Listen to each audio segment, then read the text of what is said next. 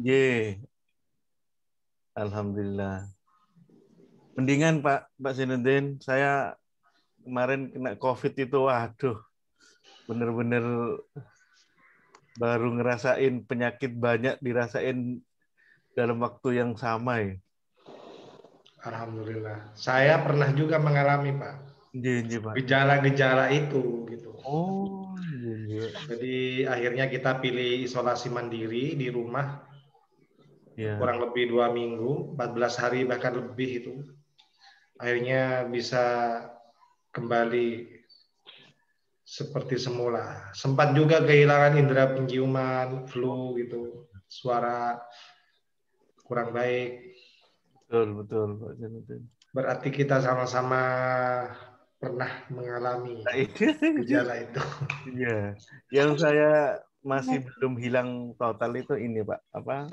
Kalau ngelihat layar itu kepala sama mata agak agak kurang enak. Karena memang kalau setiap apa namanya tensi saya tinggi, nah itu memang kepala sama mata saya kurang kurang bagus itu. Sekarang tapi sudah baik kan, Pak ya? Bila berkat doanya Pak Zainuddin. Mas Budi, bagaimana kabarnya? Sudah bergabung juga ini teman-teman yang Alhamdulillah banyak Pak. bergabung. Alhamdulillah Pak. Suara saya dengan suara Bapak Miftahul Munir sudah terdengar baik, Mas Budi? Alhamdulillah terdengar dengan baik Bapak. Alhamdulillah. Semoga Baik. tetap diberikan kesehatan dan kelancaran Pak.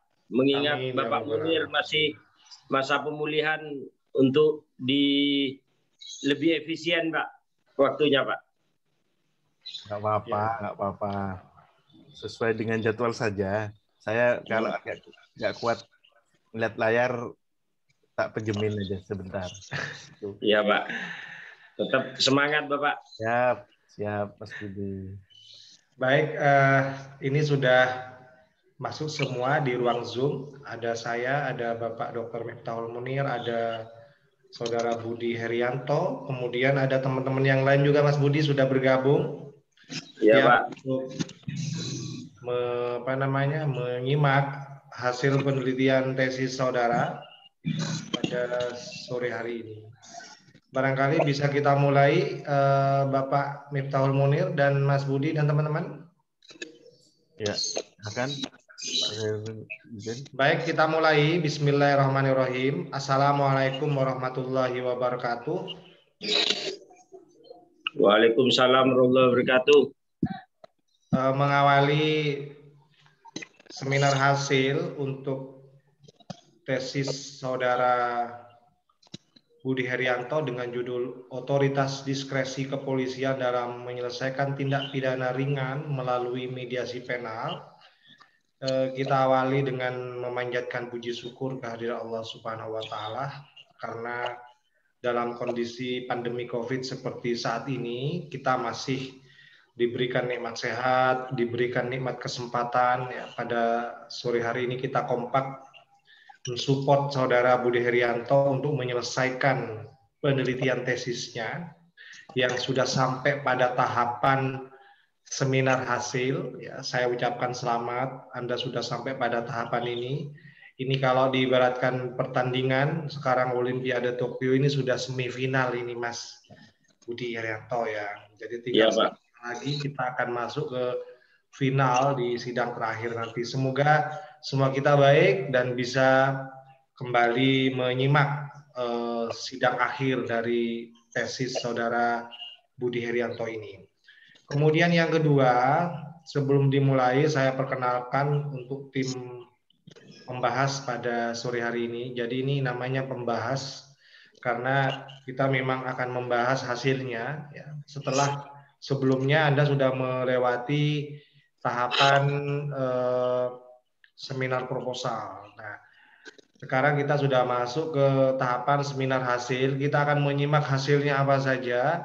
Ya, makanya ada pembahas satu saya, kemudian ada pembahas dua Bapak Dr. Miftahul Munir. Ya. Dan juga disaksikan oleh teman-teman yang lain, nanti juga bisa menyimak walaupun ini yang hadir banyak dari teman-teman yang baru akan memprogram tesis, ya.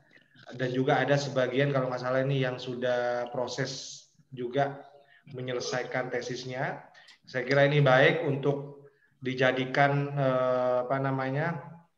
referensi. Jadi sebelum Anda nanti maju untuk program tesis atau sebelum Anda nanti masuk ke tahapan seminar hasil, saya kira ini baik untuk disimak bersama-sama. Untuk mahasiswa yang akan kita uji pada hari ini adalah Saudara Budi Herianto, NPM 719810062. Insya Allah sudah siap lahir batin untuk mempertahankan hasil dari penelitian tesisnya.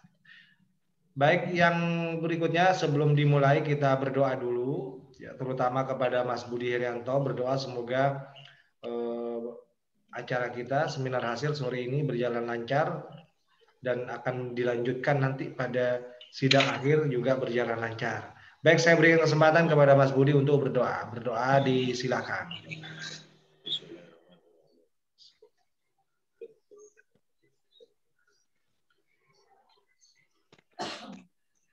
Berdoa selesai. Semoga semuanya berjalan lancar sesuai harapan kita, terutama harapan Mas Budi Herianto ini yang sudah sepertinya senang sampai pada tahapan ini, ya.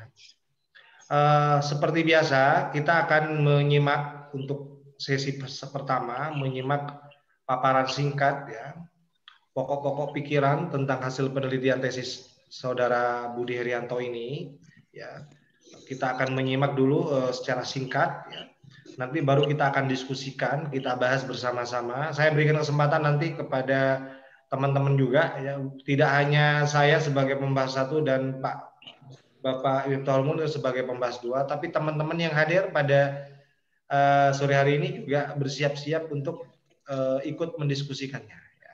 Baik, kepada Saudara Budi Herianto, saya berikan waktu maksimal 10 menit maksimal, ya.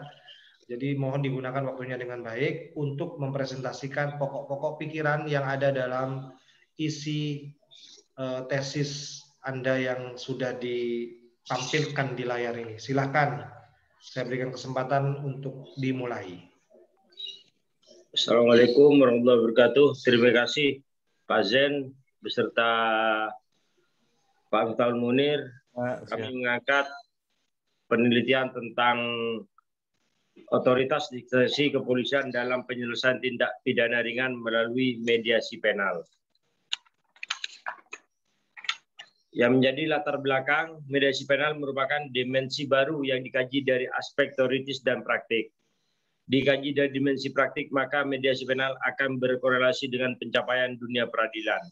Seiring berjalannya waktu di mana semakin hari terjadi peningkatan jumlah volume perkara dengan segala bentuk maupun variasi yang masuk ke pengadilan, sehingga konsekuensinya menjadi beban bagi pengadilan dalam memeriksa dan memutus perkara sesuai asas peradilan sederhana, cepat dan biaya ringan tanpa harus mengorbankan pencapaian tujuan peradilan, yaitu kepastian hukum, kemanfaatan, dan keadilan.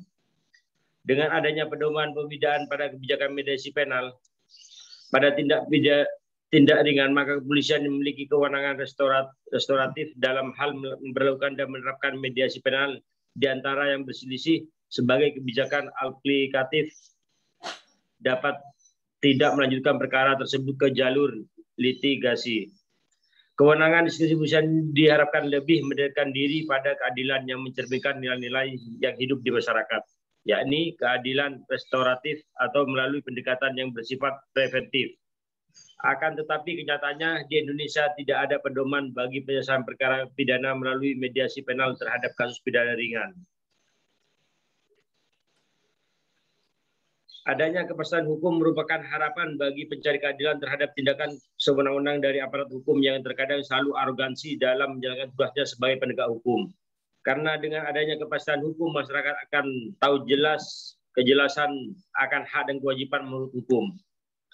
Tanpa ada kepastian hukum, maka orang yang tidak tahu apa yang harus diperbuat tidak mengetahui perbuatan benar atau salah. Dilarang atau tidak dilarang oleh hukum, kepastian hukum ini dapat diwujudkan melalui penerapan yang baik dan jelas dalam suatu undang-undang dan jelas pula penerapannya. Mediasi di Indonesia diatur dalam Perma nomor 1 tahun 2016 tentang prosedur mediasi di pengadilan, yang mana ini hanya ditujukan untuk semua sengketa perdata. Dan untuk mediasi ranah pidana masih belum terdapat aturan jelas, hanya dengan masalah diskresi kepolisian yang ditujukan untuk tercapainya keadilan restoratif. Hal ini juga membuat ambigu dalam penegakan hukum terhadap kasus atau pidana ringan. Penerapan mediasi penal di tingkat kepolisian pada kasus pidana harus disertai dengan peraturan hukum yang jelas agar konsep restoratif justice dapat benar-benar tercapai. Dalam pasal 18 ayat 1 Undang-Undang nomor 2 tahun 2002 tentang Kepolisian Negara Republik Indonesia yang berbunyi, untuk kepentingan umum, pejabat kepolisian negara Republik Indonesia dalam melaksanakan tugas dan wewenangnya dapat bertindak menurut penilaian sendiri. Pasal tersebut hanya mengatur tentang otoritas diskresi yang dimiliki kepolisian terhadap hal yang menurut penilaiannya sendiri itu benar. Namun, tidak ada aturan lebih lanjut tentang tindakan diskresi kepolisian yang dapat dilakukan dalam hal adalah mediasi penal pada perkara pidana. Meskipun sudah banyak perkara pada tindak pidana ringan yang telah diselesaikan di luar pengadilan, yakni dengan cara mediasi penal. Yang membuat norma pasal 18 ayat 1 Undang-Undang nomor 2 tahun 2002 tentang Kepolisian Negara Republik Indonesia Samar Fegum Norm adalah definisi konkret tentang mediasi penal dalam perkara pidana juga belum ada aturannya, sehingga sangat rawan dan cenderung memiliki risiko yang kompleks bagi masyarakat yang tidak memiliki pedoman dalam beracara di luar pengadilan, khususnya melalui penyelesaian perkara pidana menggunakan mediasi penal pada tindak pidana ringan, karena kepastian hukum yang didengungkan untuk tujuan hukum tidak tercapai dengan baik. Mengenai rumusan masalahnya, apa otoritas diskresi kepolisian dalam menyelesaikan perkara tindak pidana ringan? Kedua, apakah penggunaan mediasi penal merupakan bagian dari otoritas diskresi kepolisian? Tujuannya, satu, untuk menganalisis apa otoritas diskresi kepolisian dalam menyelesaikan perkara tindak pidana ringan. Yang kedua, untuk menganalisis apakah penggunaan mediasi penal merupakan bagian dari otoritas diskresi kepolisian. Jenis penelitian kami mengenai pendekatan masalah, sumber badan hukum, teknik pengumpulan bahan hukum, teknik pengolahan bahan hukum, analisis bahan hukum.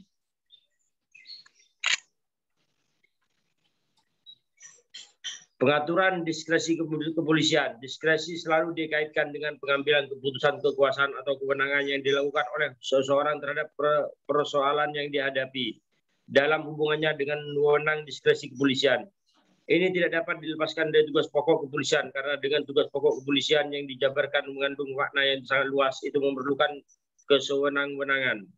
Pasal 13 Undang-Undang nomor 2 tahun 2002 menyebutkan bahwa tugas pokok kepolisian Republik Indonesia adalah memelihara keamanan dan ketertiban masyarakat, menegakkan hukum, memberikan perlindungan, pengayoman, dan pelayanan bagi masyarakat. Ketentuan tersebut dapat dijadikan dasar diskresi kepolisian. Karena untuk menjalankan tugas tersebut kemudian disebutkan lebih lanjut di dalam pasal 18 ayat 1 Undang-Undang nomor 2 tahun 2002 yang berbunyi, untuk kepentingan umum pejabat kepolisian negara Indonesia dalam melaksanakan tugas dan wewenangnya dapat bertindak menurut penilaiannya sendiri.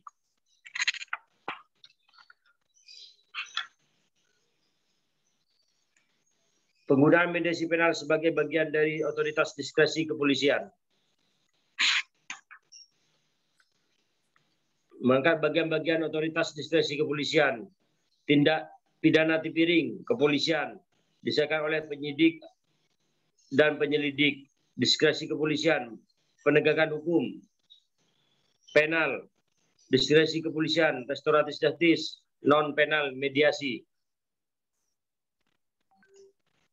Pada dasarnya, tugas Polri dibagi menjadi dua, yaitu tugas Polri di bidang peradilan pidana dan penegakan hukum di luar pengadilan pidana. Sebagaimana pendapat Barda Nawawi Arif bahwa tugas penegakan hukum di bidang peradilan dengan sarana penal sebenarnya hanya merupakan salah satu bagian kecil dari tugas Polri. Sebagaimana sebagian besar tugas Polri justru terletak di bidang penegakan hukum pidana non penal.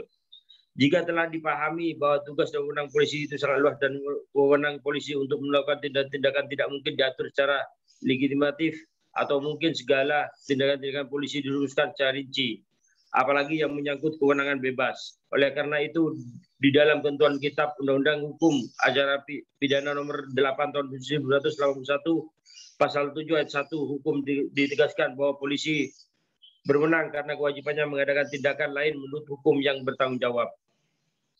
Lembaga kepolisian, ujung tombak dalam penegakan hukum pidana, mempunyai tugas dan kewenangan apakah suatu perbuatan itu perlu dihentikan prosesnya atau perlu ditindaklanjuti dalam proses peradilan pidana dengan alasan-alasan tertentu. Payung hukum yang digunakan adalah pasal 18 ayat 1 Undang-Undang nomor 2 tahun 2002 tentang Kepolisian Negara Republik Indonesia.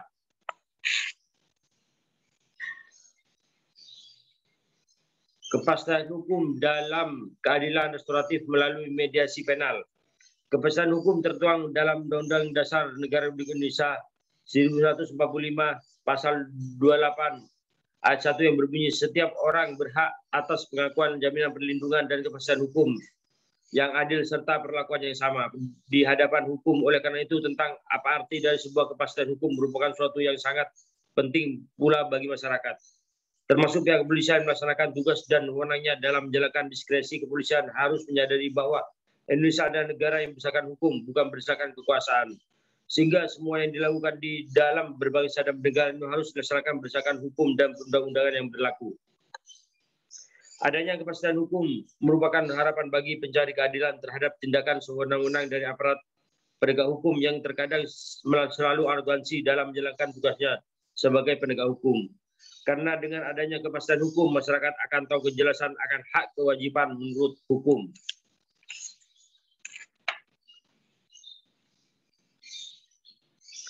Dengan banyaknya kasus dan tergolong ringan yang dilaporkan kepada pihak kepolisian, dan hal ini tentunya memakan waktu yang tidak singkat dan ini juga membutuhkan biaya yang tidak sedikit, sehingga penanganan terhadap setiap kasus-kasus pidana yang tergolong ringan justru mengambil deretan panjang kasus yang harus ditangani baik oleh kepolisian, kejaksaan, hingga pada pihak pengadilan.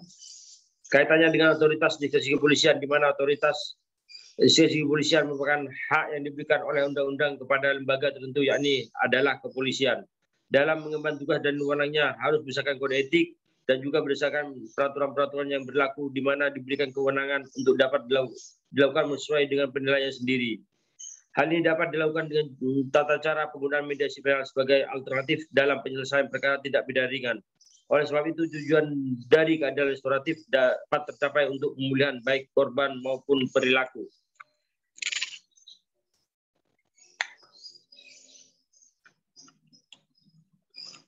Berdasarkan pasal 18 ayat 1 Undang-Undang nomor 2 tahun 2002 tentang Kepolisian Negara Indonesia, bahwa kepolisian diberikan otoritas pelaksanaan tugas dan kewenangannya untuk dapat bertindak menurut penilaian sendiri dan biasa disebut sebagai diskresi kepolisian.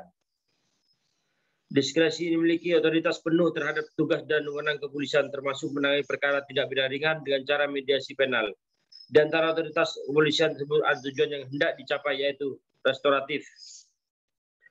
Hukum Hans Hegelsen bahwa secara normatif apabila peraturan telah dibuat dan diundangkan, maka sudah secara pasti telah mengatur dengan jelas dan logis, artinya tidak menimbulkan keraguan atau multitafsir yang menjadi suatu sistem norma dengan norma lain, sehingga tidak menimbulkan konflik norma. Apabila melihat pada norma samar regum norm dalam pasal 18 ayat 1 Undang-Undang nomor 2 tahun 2002 tentang Kepolisian Negara Indonesia, bahwa bertindak menurut penilaian sendiri, menampakkan bahwa tujuan hukum yang ingin dicapai, yakni kepastian hukum. Tak lain maksud dari ini adalah melalui restoratif justice, keadilan restoratif. Berdasarkan inilah dapat dikatakan bahwa penggunaan mediasi penal merupakan bagian dari otoritas diskresi kepolisian yang perlu didukung, yang jelas guna untuk menghindari kesewenang-wenangan dan sebagai pedoman bagi kepolisian melaksanakan diskresinya. Bagi pemerintah agar lebih mematangkan konsep diskresi kepolisian sebagai otoritas tertinggi kepolisian dalam melaksanakan tugas dan wewenangnya yang berdasarkan pada penilaian sendiri, dan juga dalam pembaruan sistem peradilan pidana. Ini demi mencapai kepastian hukum terhadap norma yang samar agar semakin jelas dan pasti untuk menjadikan pedoman bagi pihak kepolisian. Dan dengan adanya kebijakan pembedaan pada kebijakan mediasi penal pada tindak pidana ringan, maka kepolisian yang memiliki kewenangan restoratif dalam hal ini diskresi kepolisian untuk memberlakukan dan menerapkan mediasi penal di antara yang berselisih korban dan pelaku sebagai kebijakan aplikatif sehingga tidak melanjutkan kasus tersebut ke jalur litigasi.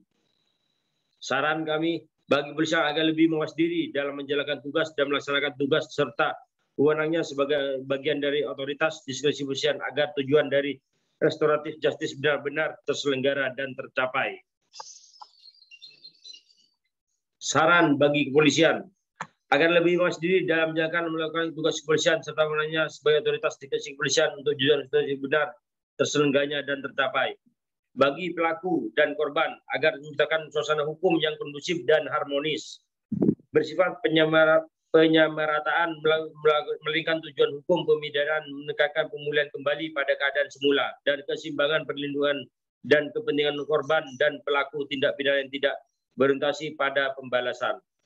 Bagi masyarakat, demi membangun keadilan yang berdasarkan hukum dan hati nurani dengan menggunakan pendekatan keadilan restoratif yang diserahkan sesuai dengan ketentuan peraturan perundang-undangan dan memperhatikan asas peradilan cepat, sederhana, dan biaya ringan. Maka untuk masyarakat pada umumnya, jika ada beberapa perkara pidana ringan agar tidak tergesa-gesa membuat laporan.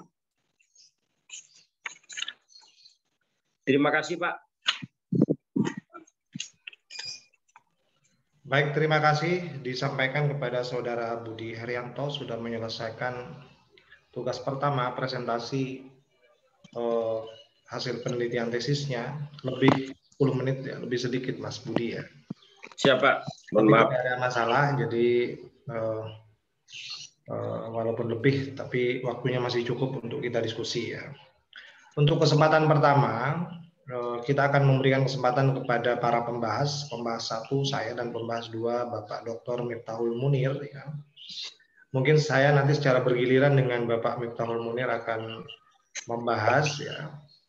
Kemudian nanti Anda punya kesempatan juga untuk menjawab ya, atau menanggapi ya, atau mengklarifikasi hal-hal yang mungkin kami keliru ya dalam memahami alur pikir dari yang Anda tulis ini ya. Baik, untuk lebih menghemat waktu, kita langsung masuk ke sesi 2, sesi pembahasan. Jadi kita akan membahas, mendiskusikannya. Kesempatan pertama saya akan berikan kepada Bapak Miftahul Munir. Ya. Nanti mungkin di awal Bapak Miftahul Munir akan memberikan bahasan-bahasannya ya, yang mungkin akan bisa mencerahkan dan melengkapi hal-hal yang mungkin dianggap masih kurang. Ya. Nanti setelah itu baru saya dan juga teman-teman ya. Nanti di akhir juga kita berikan kesempatan lagi, barangkali masih ada tambahan ya dari Bapak Miftahul Munir maupun dari saya. Jadi kita fleksibel, yang penting cukup waktu untuk mendiskusikan. Baik, itu pengantar untuk diskusi sesi 2. Saya berikan kesempatan pertama kali kepada Bapak Dr. Miftahul Munir. Disilakan Bapak.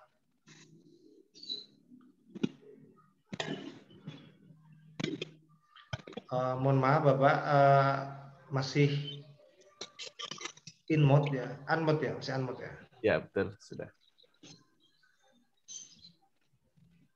Terima kasih Bapak Dr. Zainuddin atas waktunya. Saya hanya ingin mengkonfirmasi beberapa saja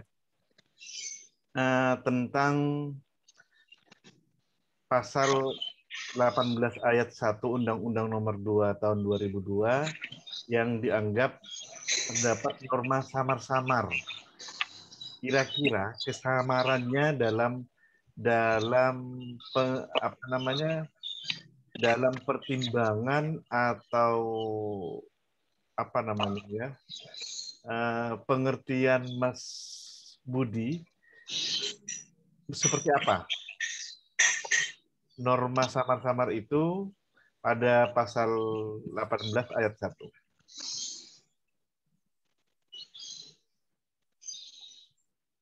Silakan. Mas Budi Haryanto. Iya, Pak. Ya, silakan. yang membuat norma dalam pasal 18 ayat 1 Undang-Undang Nomor 2 Tahun 2002 tentang Kepolisian Negara Indonesia Samar adalah definisi konkret tentang mediasi penal dalam perkara pidana ringan juga belum ada aturannya, Pak. Ya. Yang mengikat tentang mediasi penal tersebut, Pak. Ya, J. Kemudian nomor 2, saya ingin tahu, menurut Mas Budi, pengertian diskresi kepolisian dengan pengertian mediasi penal yang seharusnya ada di dalam perdata, sementara diskresi kepolisian ini kan dipidana. Iya, Pak. Ya, pengertian yang bisa disamakan seperti apa? Apakah hanya tuntutan ringan atau kemudian pelanggaran ringan saja? Apakah seperti atau ada pengertian-pengertian lain yang menurut Mas Budi bisa kemudian dianggap punya substansi yang sama antara diskresi kepolisian dengan mediasi penal? Diskresi kepolisian ini setiap anggota Polri memiliki kewenangan tanpa suatu perintah dari pimpinannya dan dapat dipertanggungjawabkan secara hukum, Pak, seperti itu. Ya. Dan seorang polisi dapat melakukan mediasi penal di tengah-tengah masyarakat apabila ada suatu permasalahan dapat mengumpulkan ataupun memberikan penyeimbang di dalamnya. Kita pertemukan antara pelaku dengan korban, bagaimana sebaiknya untuk tidak ke arah hukum, Pak, seperti itu. Oke. Saya belum mendapat keterangan yang jelas mengenai diskresi kepolisian dengan kenapa kalau dilihat tadi ada kata-kata norma yang samar di pasal 18 ayat 1, apakah ini pengertian yang kemudian berbeda antara diskresi kepolisian dengan mediasi penal? Apakah seperti itu atau memang sudah secara makna antara diskresi kepolisian dengan metode mediasi penal itu sama? Apakah seperti itu, Mas Budi? Yang dikatakan dengan norma samar ini, Pak, yang tidak mengikat dalam suatu aturan dalam tindak pidana, Pak, seperti itu norma. Betul. Ya. Kemudian pertanyaan saya, mengenai teori kepastian hukum Hans Kelsen ini. Ini apakah menurut pemaknaan Mas Budi saja, atau memang Hans Kelsen kemudian menyebut di buku apa tentang bahwa mediasi penal ini bagian dari otoritas diskresi kepolisian. Artinya mediasi penal berada dalam taraf otoritas diskresi kepolisian. Ada tidak? Apakah hanya dalam kesan yang dibaca oleh Mas Budi atau memang teksnya seperti itu? Kami mengangkat bagian dalam otoritas diskresi kepolisian ini karena kami ada dalam payung hukum kepolisian, Pak, seperti itu. Iya. Dan tidak menutup kemungkinan untuk pemerintahan yang lain dapat memberikan hal-hal penyeimbang juga dalam masyarakat seperti itu, Pak. Iya. Maksud saya hubungannya dengan teorinya Hans Kelsen, apakah secara teks itu jelas bahwa mediasi penal itu berada dalam lingkup otoritas diskresi kepolisian, atau hanya dalam kesan pembacaan Mas Budi saja yang bisa mendukung bahwa mediasi penal adalah bagian dari diskresi otoritas kepolisian. Sebagai pendukung kami, Pak, kami menyebutkan tentang seperti itu, Pak. Oke, secara teks tidak tegas ya? Ya, betul, Bapak. Oh ya, siap. Tidak mutlak. Tidak menolak. Oke, terima kasih Mas Budi Herianto. Waktu saya kembalikan kepada Dr. Muhammad Zainuddin. Baik, terima kasih saya sampaikan kepada Bapak Dr. Miftahul Munir sudah mengawali dengan sangat baik ya. Ada beberapa keran yang berhasil dibuka ya oleh beliau. Nanti saya akan lanjutkan untuk membuka bagian-bagian lainnya ya. Tapi saya tadi tertarik dengan beberapa komentar yang sifatnya stimulasi ya tadi dari Pak Munir ya. Sempat saya catat dan saya akan coba untuk lanjutkan. Jadi sangat menarik tadi pembukaan di awal. Ya. Mas Budi, ya Pak. Paul Munir ya. Saya langsung masuk ke substansi saja. Nanti hal-hal lain nanti bisa kita bimbing ya. Kan masih ada waktu untuk bimbingan ya. Untuk sampai pada sidang akhir. Saya masuk ke substansinya saja karena waktunya terbatas ya. Yang paling penting dari apa yang disampaikan oleh Bapak Miftahul Munir tadi tentang yang pertama itu tentang pendapat Anda terjadi yang namanya kekaburan hukum ya, atau hukum yang sama ya. Itu saya kira perlu ada kepastian kalau menurut saya juga ya. Artinya dipastikan kalau itu benar-benar terjadi yang namanya norma yang sama ya. Atau kalau dalam bahasa yang lain itu terjadi kekaburan hukum ya. Karena pernyataan Anda tadi menyebutkan bahwa definisi konkret tentang mediasi penal itu dalam perkara pidana itu belum ada aturannya. Ya. Kalau belum ada aturannya, kalau menurut saya itu yang disebut dengan kekosongan, Mas, kekosongan hukum. Ya. Jadi itu ada beberapa istilah yang memang sering disebutkan dalam penelitian hukum normatif, ya. Itu biasanya untuk menjawab terjadinya kekaburan hukum atau norma yang samar atau hukum yang memang kosong gitu, makanya disebut kekosongan hukum ya. Karena memang tidak diatur. Jadi kalau menurut saya kalau memang tidak ada aturannya ya, baik eksplisit maupun implisit memang tidak diatur, kalau menurut saya ini bukan norma yang samar, memang ini kosong normanya. Jadi tidak ada norma yang secara normatif, secara eksplisit mengatur tentang mediasi penal yang bisa digunakan dalam penyelesaian perkara pidana. Itu komentar saya yang pertama. Jadi mohon ini dipertegas. Jadi nanti kalau sudah masuk ke sidang skripsi Anda kalau masih ada yang samar-samar begini gitu ya. Ini jadi nanti di dalam diskusi di sidang akhir ini jadi sesuatu yang menurut saya kurang baik ya untuk Anda yang akan mempertahankannya nanti di sidang terakhir ya. Jadi ini harus dipastikan, Mas. Jadi kalau belum ada aturannya, ini kayaknya kekosongan hukum deh, bukan norma yang samar ya. Kalau norma yang samar itu begini, Mas. Norma samar itu diatur ya, tetapi tidak cukup jelas. Ada banyak penafsiran berseleweran di mana-mana gitu ya. Misalnya KPK kalau kemarin tuh ada tulisannya siapa tuh yang tesis juga ya. KPK menafsirkan begini, kepolisian menafsirkan begini, sehingga keduanya sama-sama merasa berwenang untuk mengadili itu. Ya. Tulisannya Mas Ratman kalau nggak salah ya. Nah, para penegak hukum itu satu sama lain punya tafsirnya masing-masing.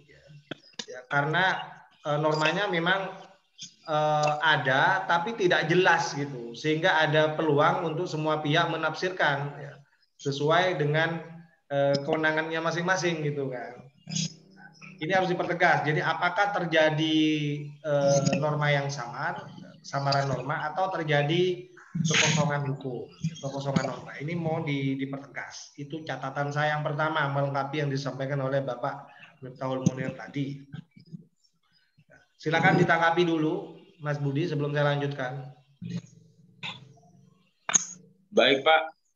Kami akan merevisi kembali tentang hukum yang samar yang mengatur tentang mediasi penal, Pak. Untuk mengatur tentang kepastian hukumnya, Pak. Ya, baik.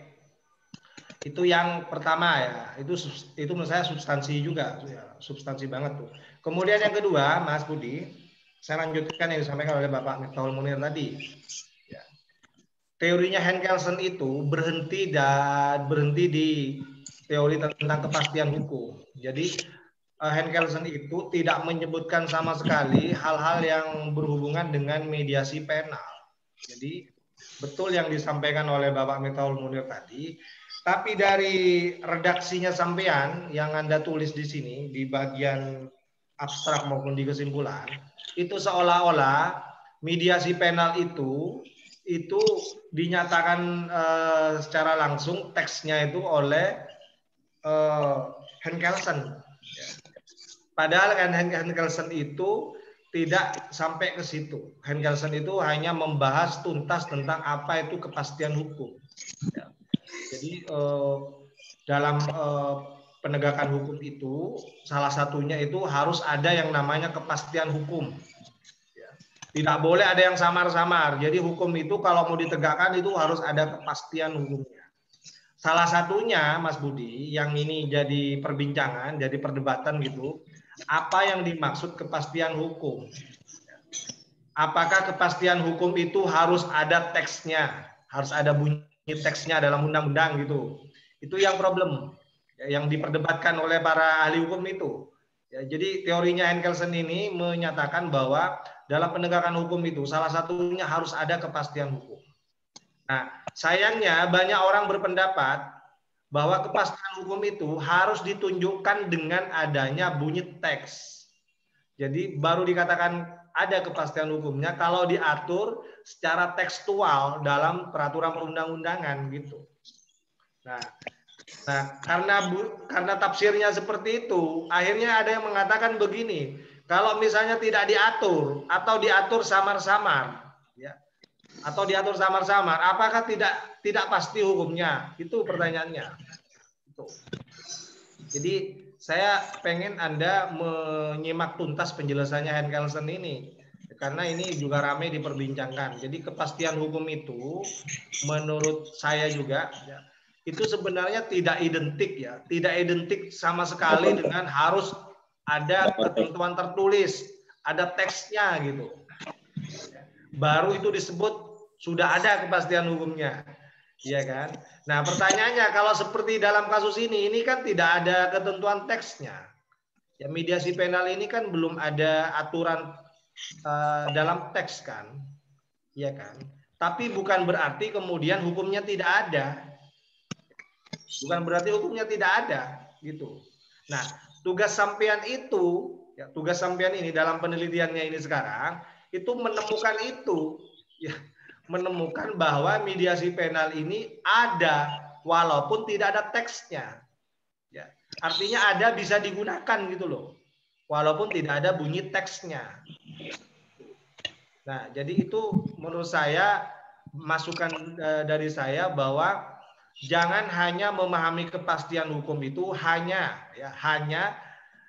dipahami sebagai sesuatu yang harus diatur tertulis gitu di dalam peraturan perundang-undangan.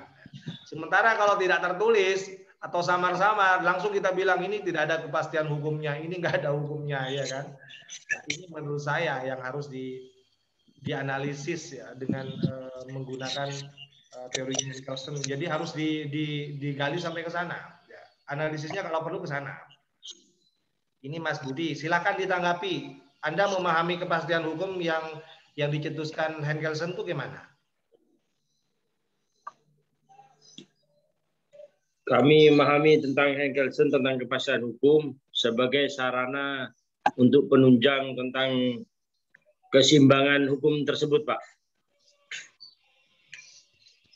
Gitu ya. Betul, Bapak. Ya, jadi seperti yang saya sampaikan tadi, bahwa kepastian hukum itu memang pada umumnya, Mas Budi, itu dipahami bahwa harus ada aturan tertulisnya.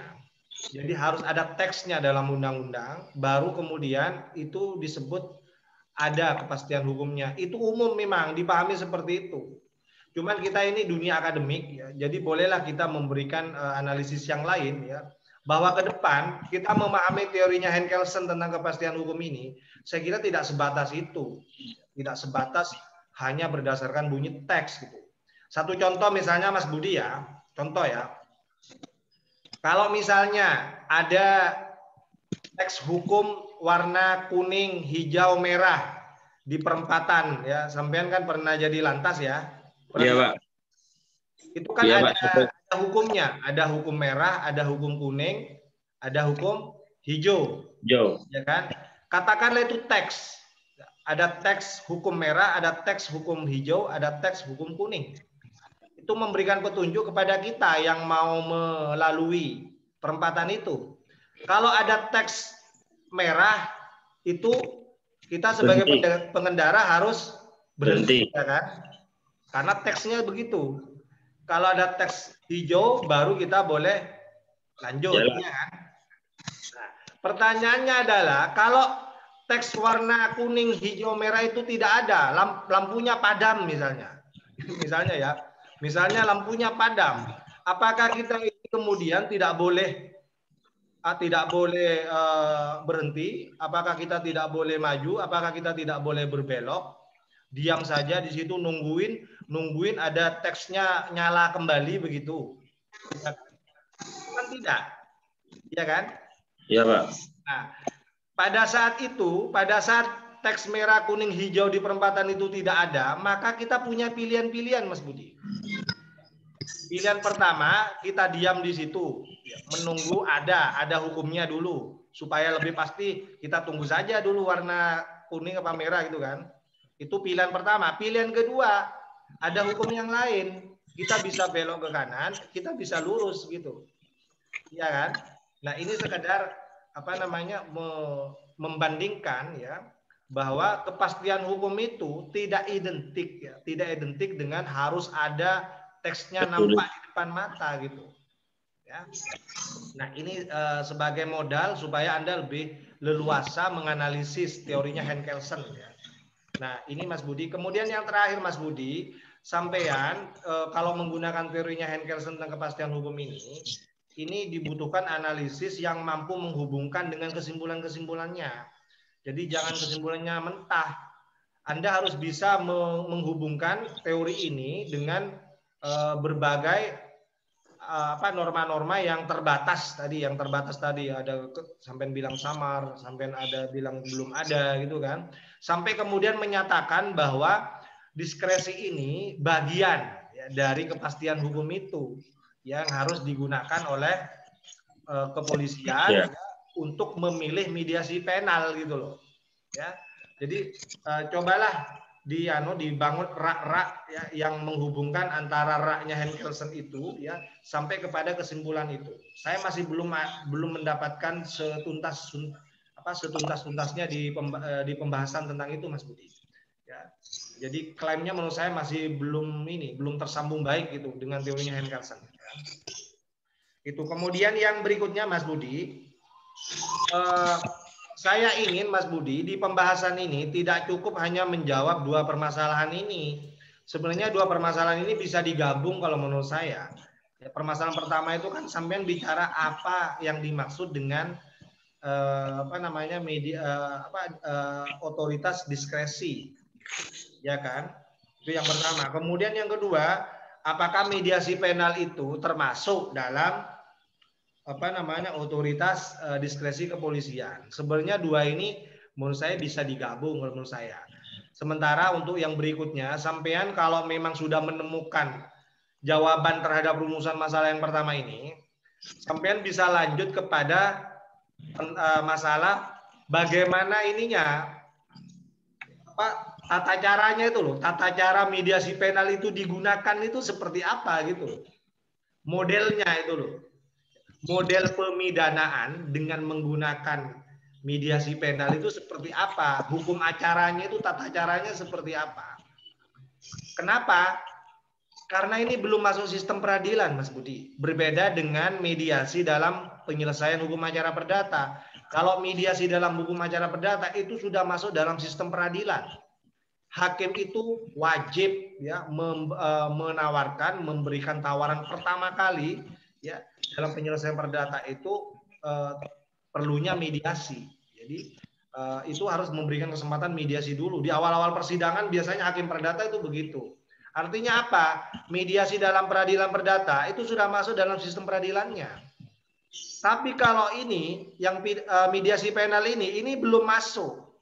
Dia belum masuk ke sistem peradilan. Tapi dicoba oleh teman-teman kepolisian, didorong ya, masuk di tahapan penyidikan. Ini kan di tahapan penyidikan ini. Ya, dicoba digunakan mediasi penal. Cuman saya butuh tata caranya itu, Mas Budi. Ya, jadi misalnya ini sudah memenuhi persyaratan sebagai tindak pidana ringan, ini bisa dimediasi kok ini. Nah, tata caranya itu bagaimana? Pertimbangannya apa? Tata caranya bagaimana? Saya ingin sedikit banyak disinggung di sini. Ya. Jadi itu masukan dari saya, Mas Budi. Silakan ditanggapi dulu. Terima kasih, Pak. Kami mengangkat tentang teori counsel tentang kepastian hukum sebagai sama pendukung tentang mediasi penal.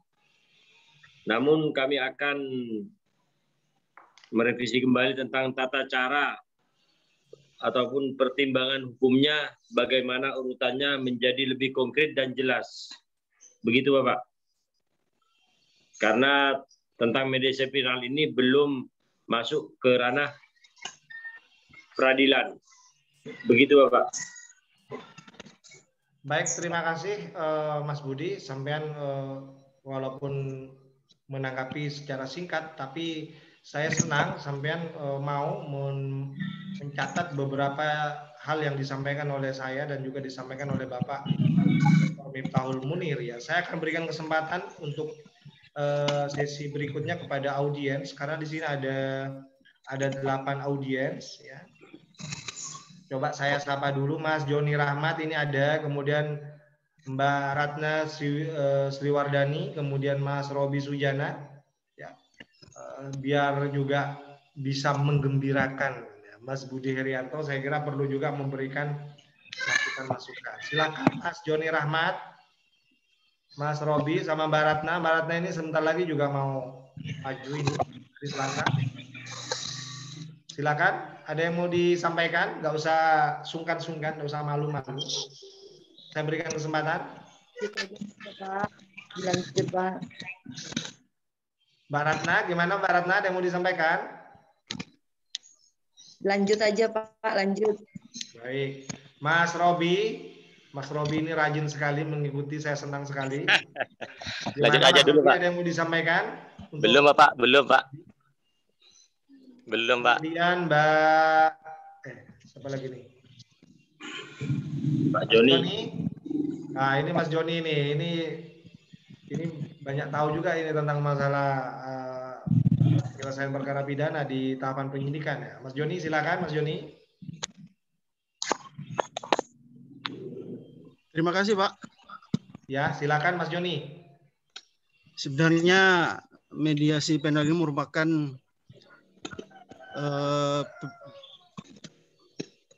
pertemuan pihak korban dan pelaku tindak pidana untuk menyelesaikan masalah dengan cara membuat kesepakatan di antaranya para pihak atau mencari win-win solution. Pendapat saya, mediasi penal itu dapat diselesaikan melalui penyelesaian perkara di luar pengadilan atau di Indonesia dikatakan ADR. Bisa di penyelesaian ditempuh dengan jalan diproses melalui pengadilan itu. Begitu, Pak. Bisa diselesaikan melalui alternatif dispute resolution atau ADR. Begitu. Terima kasih. Ya, terima kasih Mas Joni. Jadi Mas Joni memberikan pendapat juga untuk Pak Budi. Jadi mediasi penal ini ternyata termasuk perkembangan baru ya dalam penyelesaian perkara pidana ya. Walaupun sudah lama dikenal baik, tapi memang kita masih belum populer ya mendengarkannya. Tetapi ini sebenarnya sudah lama dilakukan. Jadi ada mediasi-mediasi di tahapan penyidikan. Jika dimungkinkan bisa diselesaikan secara damai, dipertemukan para pihak yang tadi disebutkan salah satu teorinya restoratif justice itu kan sebenarnya melibatkan para pihak ya, untuk menyelesaikan sebuah perkara, dalam ini perkara pidana, supaya mencapai keadilan, ya, keadilan bersama, karena semua pihak bersama-sama duduk gitu ya. Itu yang restoratif justice atau yang ADR ya. Apa tadi ADR itu alternative dispute resolution ya. Itu dikenal di hukum acara di perdata ya, di arbitrase. Kalau penyelesaian hubungan industrial itu juga ada istilah mediasi, konsiliasi, ada arbitrase ya. Nah, ternyata di penyelesaian hukum pidana ini sudah mulai mencoba juga untuk menggunakan mediasi penal. Jadi ini kalau ditarik ya, hukum acara perdata punya mediasi ya, kemudian hukum penyelesaian perselisihan hubungan industrial itu punya istilah juga mediasi, konsiliasi, dan arbitrase. Nah ini sekarang penyelesaian hukum pidana juga punya istilah mediasi penal. Nah ini saya kira kalau misalnya dihubungkan ini menarik ya, ternyata sudah mulai berkembang juga di ranah hukum acara pidana. Baik, mungkin ada yang perlu disampaikan lagi, mungkin ada tambahan, saya yakin mungkin ada tambahan dari Bapak Dr. Miftahul Munir ya, terkait apa yang saya sampaikan dan apa yang disampaikan tadi oleh Pak Joni. Silakan Bapak sebelum kita akhiri, mungkin ada yang mau disampaikan lagi. Saya Pak Zen sebenarnya sudah cukup tadi, cuman nanti misalnya untuk ujian tesisnya, tesis bisa dilengkapi bagaimana kemudian mediasi penal itu sudah masuk di sistem peradilan dan bagaimana kira-kira supaya itu punya aturan-aturan yang mungkin bisa dipayungi oleh diskresi kepolisian dengan aturan-aturan yang mungkin dibuat oleh kepolisian sendiri. Mungkin bisa seperti itu. Bisa saja mungkin punya bayangan Mas Budi seperti ini. Mungkin seperti itu yang bisa disertakan. Begitu Pak Zen. Terima kasih atas waktunya Pak Zen. Baik, terima kasih Bapak Dr. Miftahul Munir. Harapannya sangat baik. Saya termasuk yang punya harapan yang sama, Mas Budi. Jadi ya, tesisnya Anda ini nanti bisa memberikan sumbangan pemikiran berharga bagi institusi kepolisian, ya, bahwa kalau memang ini prospek ya untuk masa depan hukum acara pidana kita, ya saya kira ini perlu diatur. Ya. Paling tidak institusi kepolisian ini ke depan ya, punya lah payung hukum dalam bahasanya beliau tadi ya, yang mengatur tentang mediasi penal ini, karena memang ini kita sering loh ya, melakukan mediasi ini ya, di tahapan penyidikan ini. Ya. Makanya perlu ada payung hukum yang memang secara lebih pasti hukumnya, lebih detail, lebih jelas ya. Ada payung hukumnya, minimal misalnya tingkat peraturan Kapolri misalnya ya kan. Ya, minimal ya misalnya ya. Syukur-syukur loh ya. Suatu saat ini bisa didorong gitu masuk dalam sistem peradilan juga seperti mirip di perkara perdata gitu kan. Tapi saya ingin mengawalinya dari institusi kepolisian. Karena mediasi penal ini yang memulai melaksanakannya itu adalah institusi kepolisian. Ya. Makanya menurut saya penting ya ada kepastian hukumnya dengan cara diatur, ya. Dengan cara diatur. Apapun produk hukumnya, apakah peraturan Kapolri, apakah instruksi Kapolri, terserah. Pokoknya sampean silahkan, jangan takut, jangan malu-malu untuk menyumbangkan untuk institusi Anda sendiri begitu. Ya, Pak. Terima kasih, Pak. Ya. Baik, saya kira itu harapan saya dengan harapan Bapak Dr. Miftahul Munir.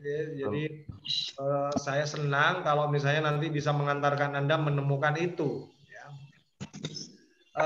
Jika tidak ada yang mau disampaikan lagi, ya, saya menyatakan bahwa penelitian tesis ini layak dan patut untuk dilanjutkan hingga sidang akhir nanti. Ya.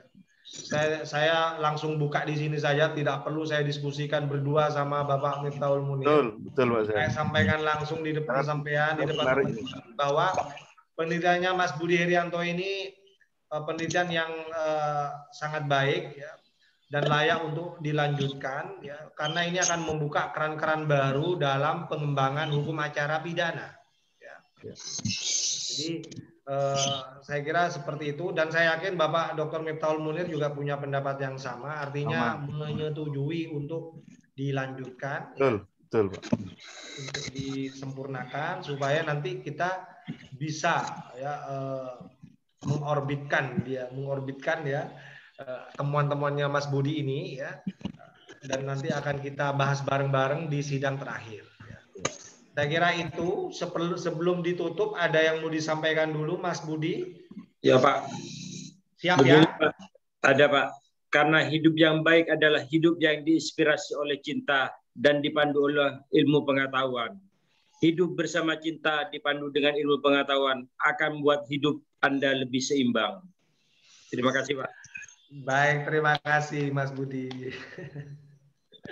Ya. Ini ending yang baik, ya, akhir yang baik, ya, ditutup dengan sebuah pernyataan yang sangat perspektif, ya, artinya memang masa depan kita itu dengan apa yang disampaikan oleh Mas Budi, ya, yang tadi disampaikan di akhir itu, ya.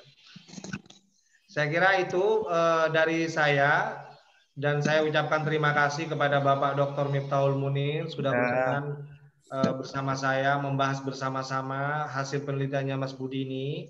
Kita support bersama supaya Mas Budi tetap semangat dalam waktu yang cukup singkat ini menyelesaikannya sehingga bisa maju ke sidang akhir. Amin. Saya ucapkan terima kasih juga kepada teman-teman yang bergabung, ya. Anda penyemangat bagi Mas Budi, ya, supaya Mas Budi bisa melanjutkan penelitian tesisnya ini.